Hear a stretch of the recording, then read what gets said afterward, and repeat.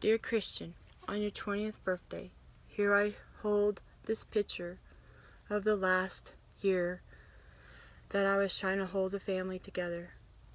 I was trying. I tried so hard. Yes, I did. There you are, happy. There's Zachary happy. There's Dakota happy. And there I am trying to be happy. But those things changed. Yes, they did. They changed when your father and your grandparents, your paternal grandparents, made you tell a horrible lie. That wasn't your fault, and I don't blame you for that. And I hope this birthday does you well. I would have wrote you a card, sent it off. I would have sent you a gift. But the last time you text me, you said you hated me, and I wasn't your mother. That broke my heart into a million tiny pieces. But I love you, and I love your brothers with all my heart. And I know, way down deep inside, you know that. You know that I love you, even if you don't want to believe it. I'm sorry, I have to read what I wrote down so I can remember everything I wrote down for you.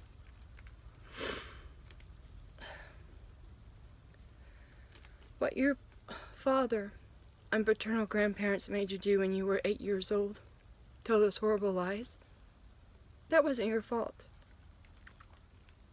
It was just to make me hurt, and the ones that I loved hurt. It hurt your brothers. Yes, it did. And I heard the screaming on the phone that day when I picked up and got that phone call. I could hear you guys screaming and crying, and you were being forced to tell something that wasn't true.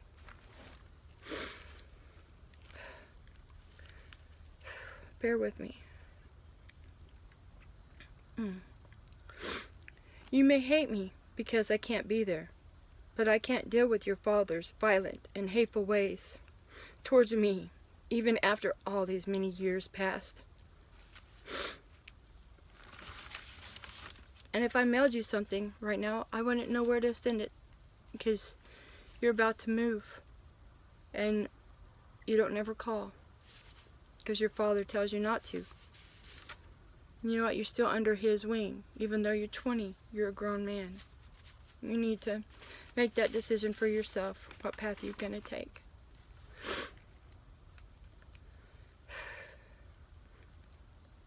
The persons you need to be mad at is the judicial system, and your father, and your paternal grandparents.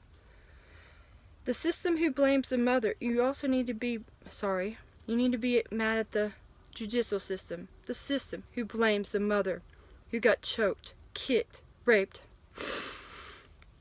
and abused repeatedly, every which way, every evil way possible by your father. I also got abused by your grandparents, by what they did. They're the ones who broke up the family, not me.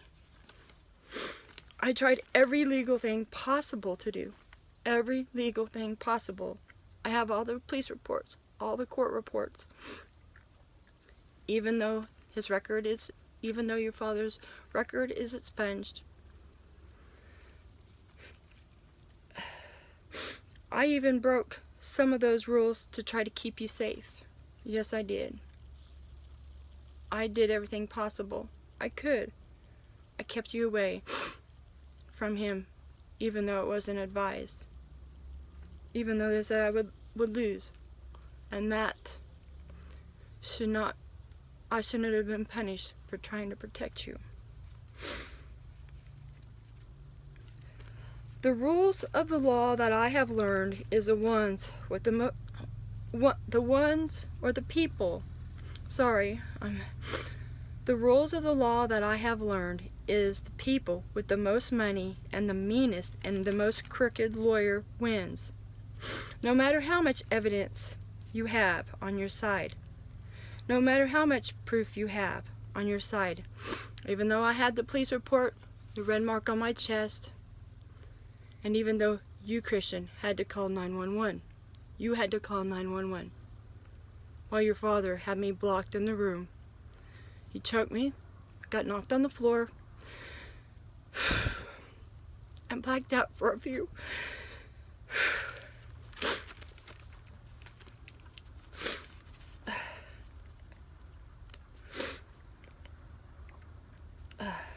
And I have all those police reports.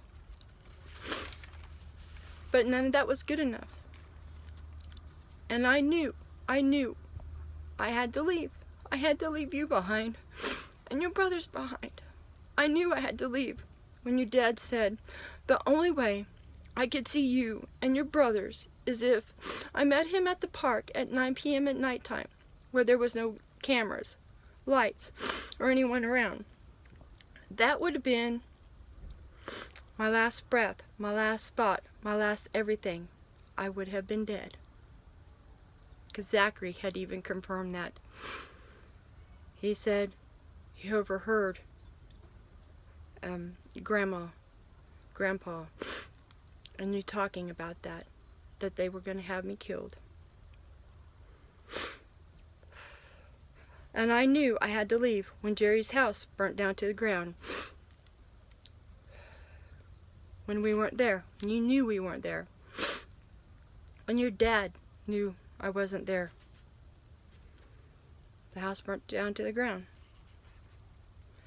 I knew I had to leave when two guys with ski masks were sitting outside my apartment looking at me.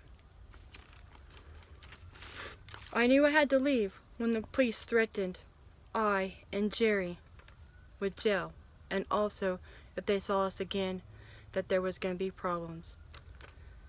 Even though your dad was yelling and screaming and cussing and being foul towards me, even in front of the cops, and he was on probation.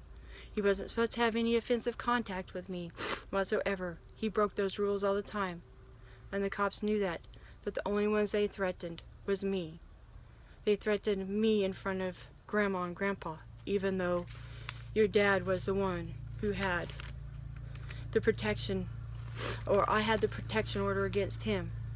He was also on probation for choking me and me blacking out.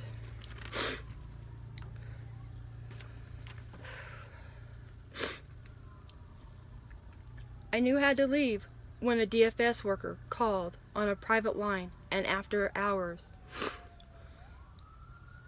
and said they were afraid for my life and I needed to leave. Yes, they called me privately and said they were afraid for my life, that this is off record, that they couldn't call me during work hours because they knew how bad it was. I knew I had to leave when a new police car was delivered to the police station while your grandfather was shaking the police's hands. And yes, I drove by and I saw that for myself. And I believe Grandma and Grandpa was in the car with me, at least one of them. It's been such a long time ago. So much stress. Hopefully this birthday is a good one for you. You know my phone number. It's never been changed. It's up to you to decide what to believe. No matter what you decide, I will always love you and your brothers more than the universe has stars and planets. Love, Mom. And I wanted to put this on here, but this is the only way I can talk to you without being yelled at, cussed at, threatened, belittled. I can't handle that. I have Parkinson's now. I have health conditions that prevents me to have all that stress going on in my life. It makes it worse on me. And plus, it makes it worse for everybody around me. Grandma and Grandpa. Grandma has heart conditions. She could have a heart attack. Grandpa isn't as in good as health as what he should be. It hurts Joni. She has her own health problems. It hurts your autistic nephew, who it hurts very badly. It hurts your No, your autistic cousin, I'm sorry. He's my nephew. It upsets him really bad. It upsets your other cousins. It breaks their hearts. It breaks everybody's hearts. But it's up to you to decide now. But also, I love you very much. And I know it's not your fault what your grandparents and your father made you do those many, many, many years ago. But it's time to step up and be a man. And don't let your father be that way. And it's time for you to step up and not be like your father. Because if you end up like your father, you're going to end up in jail. And I don't want to see that. You already dropped out of school because of it. You've already been caught lying. You've already said lies. I've already done some things that I'm not proud of. But no matter what, I love you. You know how to get a hold of me. Oh yeah, and domestic violence never is the answer towards anything. And if anyone ever sees someone being abused, it doesn't matter if they're a woman, a child, a man, elderly, young, middle-aged.